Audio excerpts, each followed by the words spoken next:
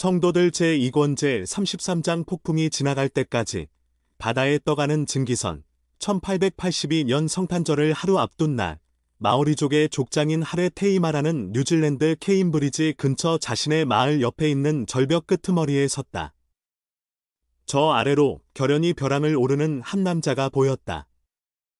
길을 이용하면 더 쉬울 텐데 저 방문자는 왜 절벽을 통해 마을로 오려는 것일까? 내 그렇게 서둘러 이곳에 닿으려는 것일까?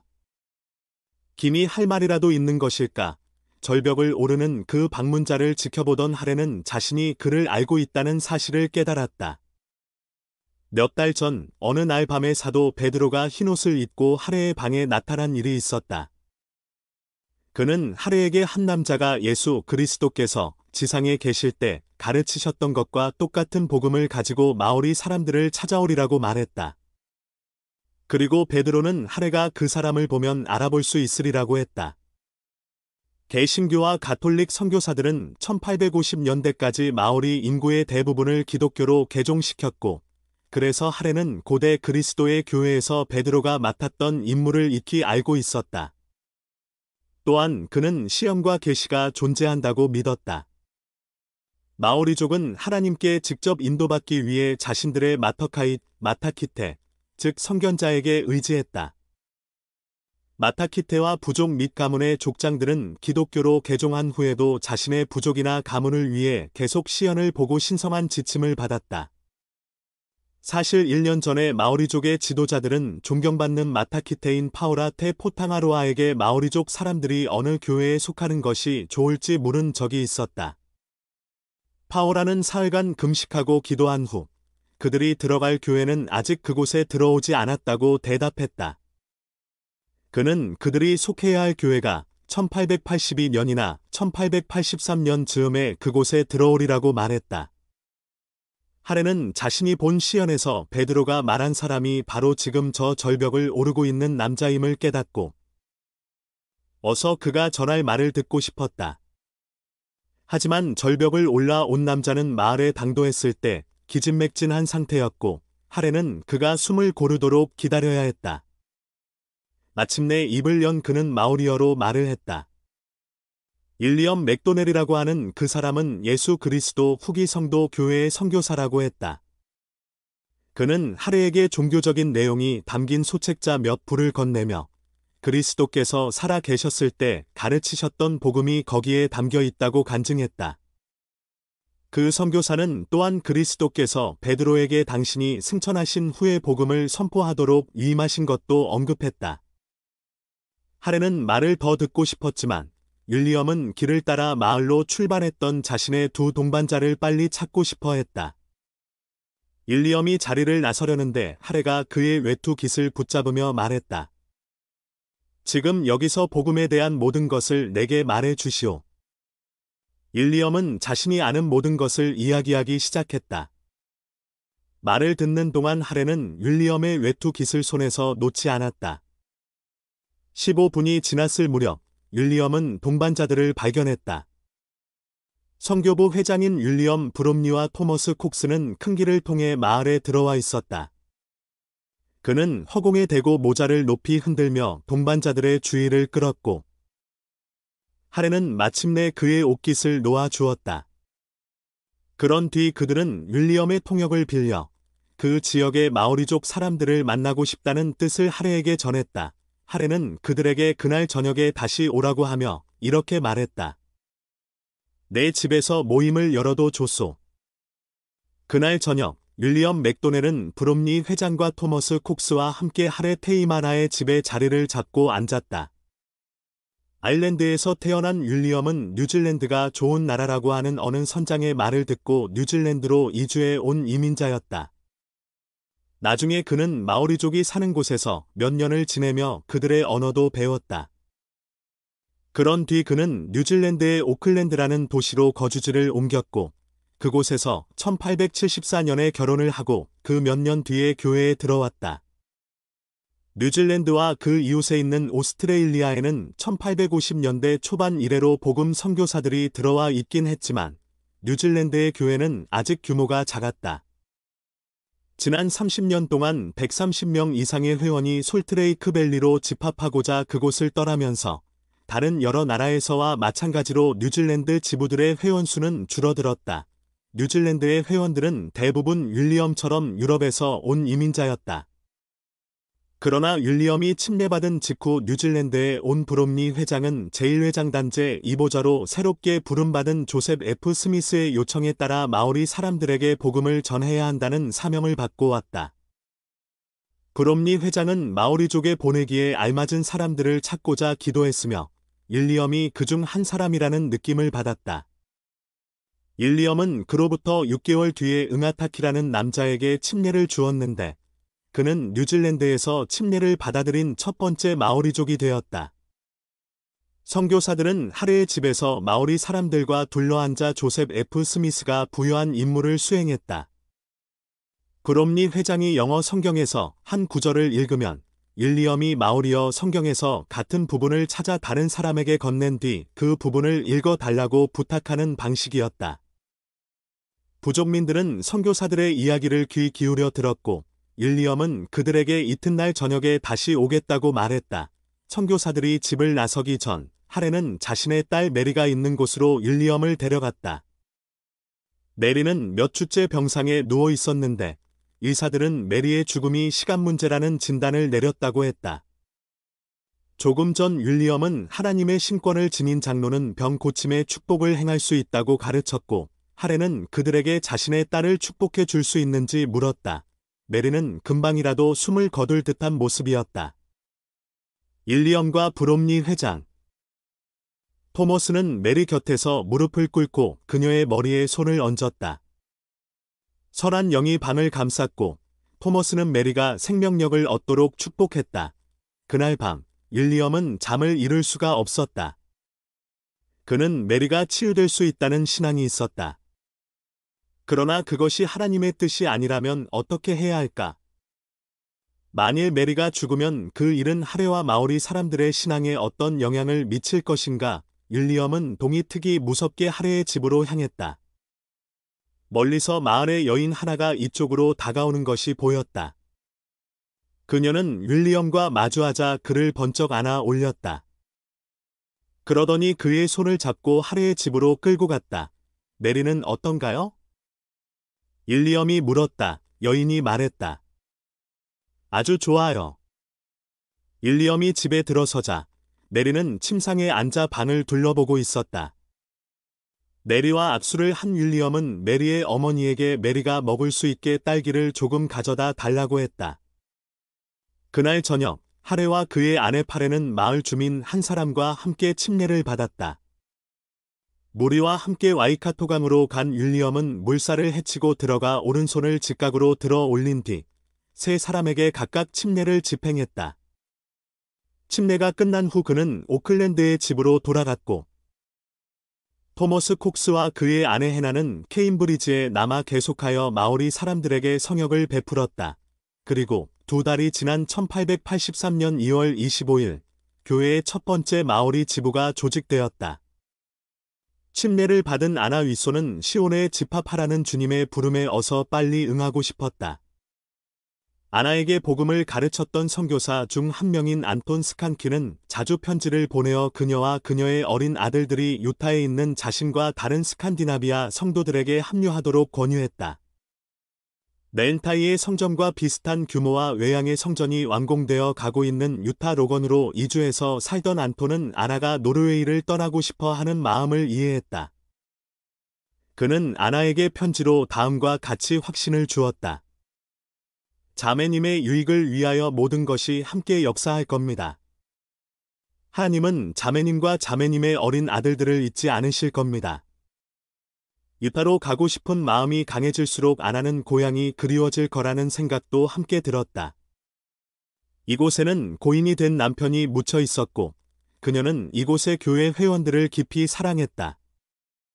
유럽의 성도들이 자신의 지부를 떠나 시온으로 갈 때면 현지 교회는 지도자가 부족해지기 십상이었고 그러면 그곳에 남은 적은 수의 회중이 성장하기란 쉽지 않은 일이었다. 아나는 자신이 소속된 지부의 상호부조의 보좌였는데 그녀가 유타로 가기로 결정한다면 몇 안 되는 그곳의 자매들은 그녀의 빈자리를 느끼게 될 것이 분명했다. 아나는 두 아들도 생각해야 했다. 11살인 존과 5살인 오스본에는 영리하고 예의 바른 아이들이었다. 그들은 유타에서 새 언어를 배우고 새 문화에 적응해야 할 것이고 그 과정에서 또래의 다른 아이들보다 뒤처질 수 있었다. 게다가 거기 가서 무엇으로 아이들을 부양한단 말인가. 아나가 침례를 받은 후로 그녀가 하던 양제업은 번창했었다. 노르웨이를 떠난다면 그녀는 남편의 연금을 받을 수 없는 데다 새로운 곳에서 이 일을 완전히 다시 시작해야 했다. 또한 아나는 전에 자신에게 깊은 관심을 보였던 한스라는 사람과 다시 가까워지고 있었는데 그는 아나와 다시 사랑을 시작하고 싶어 하는 눈치였다. 그는 교회의 회원은 아니었지만 아나의 신앙을 지지하는 것 같았다. 그러나 아나는 그가 교회의 성도가 되리라고까지는 기대하지 않았다. 그는 하나님의 왕국을 얻는 것보다는 세상의 이익을 좇는데 더 관심이 있어 보였기 때문이었다. 이러한 문제들로 고심하던 아나는 노르웨이에 계속 머무는 것은 자신과 아들들의 성장에 저해가 될 뿐이라는 것을 깨달았다. 노르웨이 정부는 예수 그리스도 후기 성도 교회를 인정하지 않았고 기독교로 받아들이지도 않았다. 폭도들은 선교사들을 괴롭혔고 성직자들은 설교나 소책자 등을 통해 교회를 비판하기 일쑤였다. 교회에 관심을 보이는 여동생 페트롤리네를 제외하고는 아나가 교회의 회원이 된 후 가족들은 모두 그녀에게 등을 돌렸다. 1883년 가을 아나는 노르웨이를 떠나기로 결심했다. 아나는 9월에 페트롤리네에게 다음과 같이 편지를 썼다. 최대한 빨리 유타의 집으로 가려고 해. 가진 것을 다 버릴 수 없다면 우린 그리스도의 제자가 아니야. 설령 그것이 목숨이라 해도 말이야. 그러나 돈 문제가 걸림돌이 되었다. 가족들은 절대 도와주지 않을 상황에서 아나는 이주 비용을 충당할 방법이 없었다. 그러던 차에 2명의 귀환 선교사와 한 노르웨이 성도가 그녀에게 어느 정도의 돈을 기부하게 되었다. 한스도 얼마쯤 여비를 보탰고 교회는 아나가 자신의 11조 중 일부를 가족의 배삭을 지불하는 데 쓰도록 승인했다. 아나는 노르웨이에서 마지막으로 사모부조의 모임에 참석하여 하나님의 왕국이 다시 지상에 세워졌으며 이 왕국 건설을 도울 기회를 얻게 되어 무척 기쁘다는 말을 전했다. 사모부조의 자매들의 간증을 들으면서 그녀는 자신과 자매들이 합당하게 생활함으로써 하나님의 영이 항상 함께하여 자신과 그들을 일깨워 줄 수 있기를 기원했다. 1883년 10월 아나와 존, 오스본에는 오슬로에서 영국행 배에 올랐다. 그들의 동료인 노르웨이 성도들은 무대서 손수건을 흔들며 작별 인사를 했다. 아나의 눈에 비친 노르웨이의 장엄한 해안 지대는 그 어느 때보다도 아름다웠다. 그녀가 아는 한 다시는 이 광경을 보지는 못할 것이었다. 1884년 초여름 아이다 헌트 우다는 애리조나 동부 스테이크의 젊은 여성 상호양상회 회장으로 봉사하고 있었다. 아이다는 이 일을 하면서 스노플레이크와 세인트 존스를 비롯한 그 지역 정착촌들의 젊은 여성들을 돌보고 가르쳤다. 스테이크 내 모든 상호양상회를 자주 방문할 수 있는 것은 아니었지만 분기마다 대회에서 여성들이 함께 모일 때면 아이다는 기쁨을 느꼈다. 아이다는 데이비드 우달과 결혼한 뒤 다시 세인트 존스로 돌아갔는데 그곳의 성도들은 것엔 반대에 시달리고 있었다. 이 마을을 운영하는 주체는 성도들이 그들의 군에 정착하는 것을 원치 않는 영향력 있는 시민들이었다. 링이라고 알려진 이 단체는 교회의 회원들을 괴롭히며 그들의 투표권 행사도 막으려 했다. 그들은 또한 신문을 발행하여 성도들을 공포에 몰아넣도록 독자들을 선동했다. 이 신문의 한 기사에는 이런 질문도 있었다. 미주리와 일리노이는 어떻게 몰몬을 제거했는가? 그들은 총과 밧줄을 썼다. 그러나 아이다는 데이비드와 엘라와 함께 꾸린 가정에서 안정을 찾았다. 한동안 엘라는 아이다가 이 가정에서 얻은 새로운 위치에 적응하기 어려워했지만 두 여성은 질병을 비롯한 매일의 고난을 함께 헤쳐나가며 더욱 가까워졌다. 아이다가 오달 가족에 합류한 후로 엘라는 두 딸 어마와 메리를 낳았고 아이다는 엘라의 출산과 육아를 도왔다. 아이다는 아직 아이가 없었다. 메리가 태어난 지 닷새가 지난 1884년 7월 10일 아이다가 저녁 식탁을 치우고 있는데 데이비드의 매제인 에먼테니가 문간에 들어섰다. 그는 일부다 처제 혐의로 기소되었고 그의 아내이자 데이비드의 여동생인 일라이자는 남편에 대해 불리한 증언을 하도록 소환된 상태였다.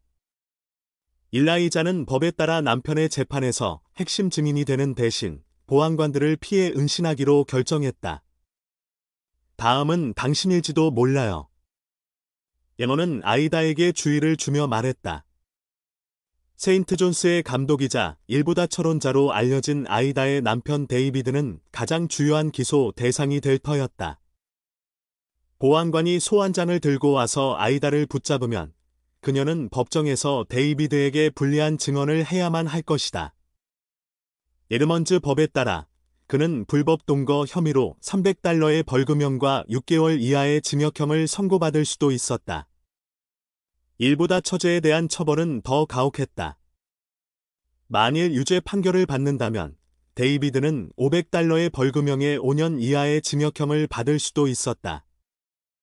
아이다가 제일 먼저 마음에 걸린 사람은 딸을 출산하고 아직 몸을 추스르지 못한 엘라였다.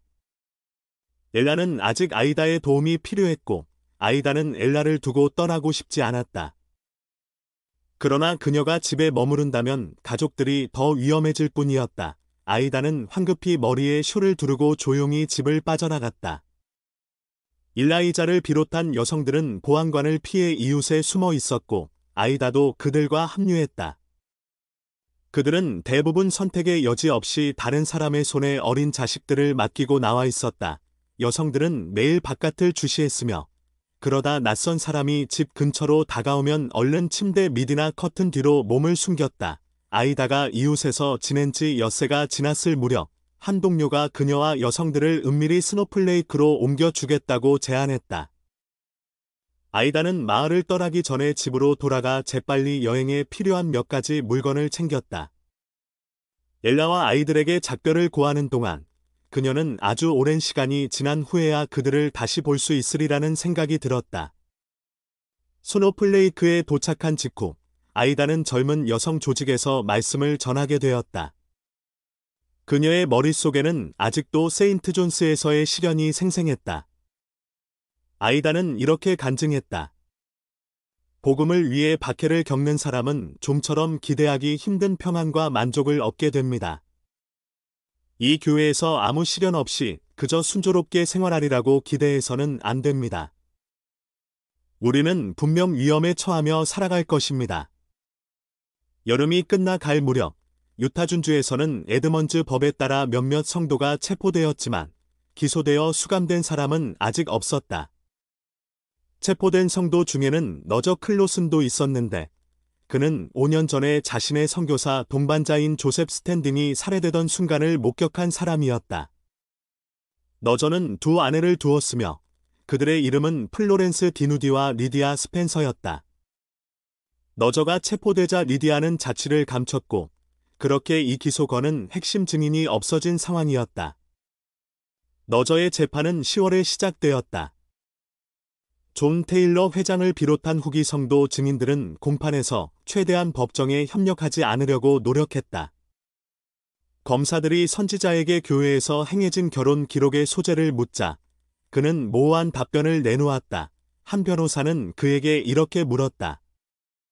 증인이 기록을 보고 싶다면 혹시 그 소재를 알아낼 방법이 있습니까? 테일러 회장이 답했다. 알아보면 알아낼 수 있겠지요. 이에 변호사가 물었다. 증인께서는 그런 친절을 베풀어 주시겠습니까?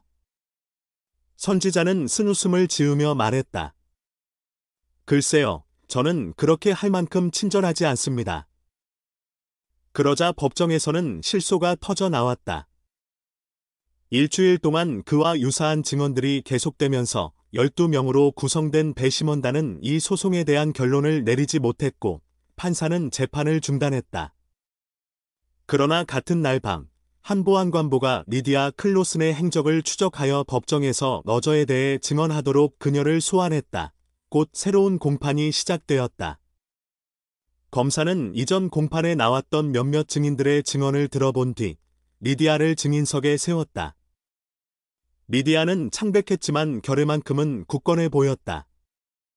서기가 리디아에게 진실만 말하겠다는 맹세를 받으려 하자 그녀는 선서를 거부했다. 증인은 선서를 거부하는 것이 잘못된 일임을 모릅니까? 판사의 말에 리디아는 이렇게 답했다.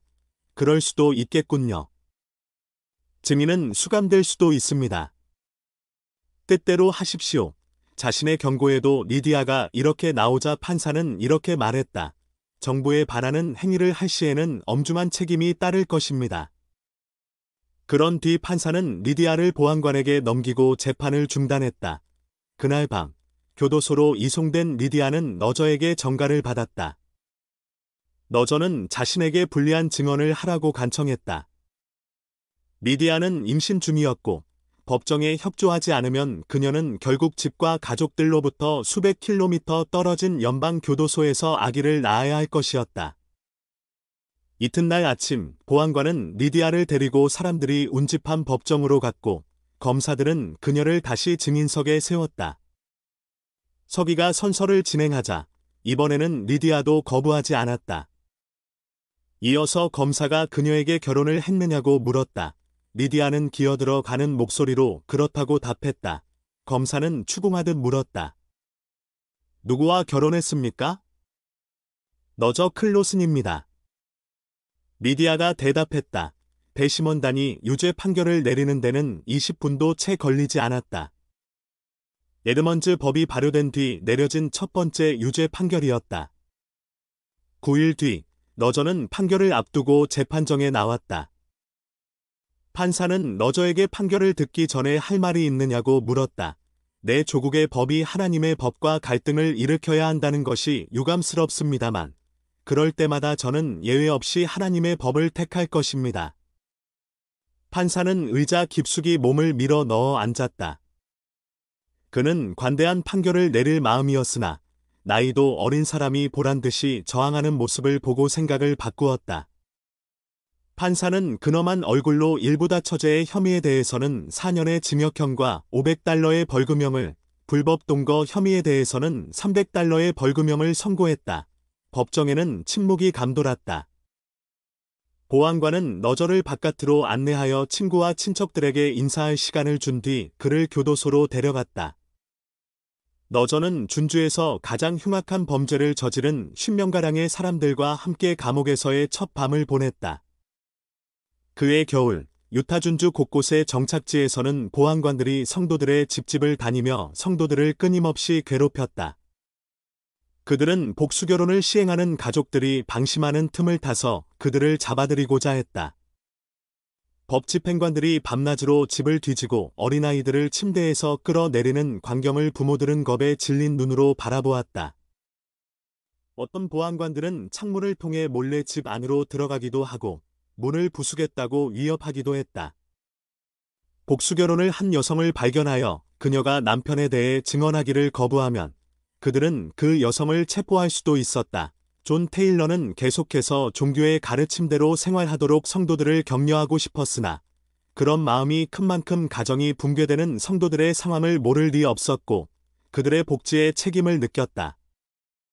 얼마 후 그는 체포를 피하고 더 큰 자유를 찾기 위해 성도들을 미국 밖으로 이주시키는 문제를 교회의 지도자들과 논의하기 시작했다.